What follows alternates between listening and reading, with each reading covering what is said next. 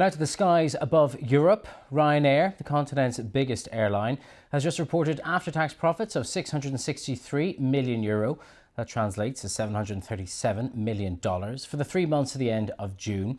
That's higher than it was enjoying before the pandemic, and it echoes a record result by its rival EasyJet, which last week reported record quarterly profits of $263 million. It shows that consumers are still spending on travel at a time when household budgets are under pressure. Ryanair had to reduce its passenger growth forecast for the rest of this year, though, but only because of production delays at Boeing, which makes the 737 planes that are in its fleet. Let's cross live now to Sally Gethin, who is a global aviation and travel analyst. Sally, thanks for being with us today. Lots of focus, obviously, at this moment in time on the cost of living crisis. Is it that consumers, though, are still willing to fork out for holidays, or perhaps that they're moving more towards budget carriers at a time when household budgets are under pressure?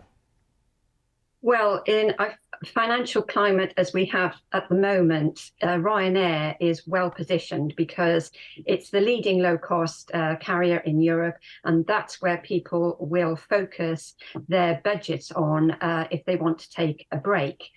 But having said that, even though these are very strong results, as you just pointed out, going through to the winter season, which is always the low season, Ryanair is concerned that rising cost of mortgages and the cost of living could flatten out this big profit spike and this big surge that has been continuing throughout the course of this year. Yeah, indeed. Ryanair likes to talk about itself as a low-fare airline. So do all the budget carriers. But it's interesting when you look into the detail that average fares are now higher than they were previously, suggesting that the way out of the crises that we've just been through for low-cost carriers has actually been to push up their prices. Well, it's actually an industry-wide dilemma, actually, that the reason for this is there's fewer seats. There's less capacity for passengers on board aircraft than there was prior to the pandemic. And the pandemic, as we saw, had a massive shakeout effect for the airline industry. Some airlines went all together, and aircraft themselves were parked for a long time. There were lots of reasons for that. So that is what is pushing up fares, but also across the board, airlines are facing higher operational costs and in some cases reduced staff as well.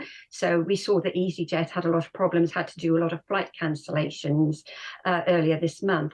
And so Ryanair, in a way, is still in a strong position because it's hedged its fuel of oil per barrel, and it actually has trimmed everything, and it's also driving up it's actually getting a better ancillary revenue cost per passenger of over €23, which is very high and shows it has a strong core financial operating base.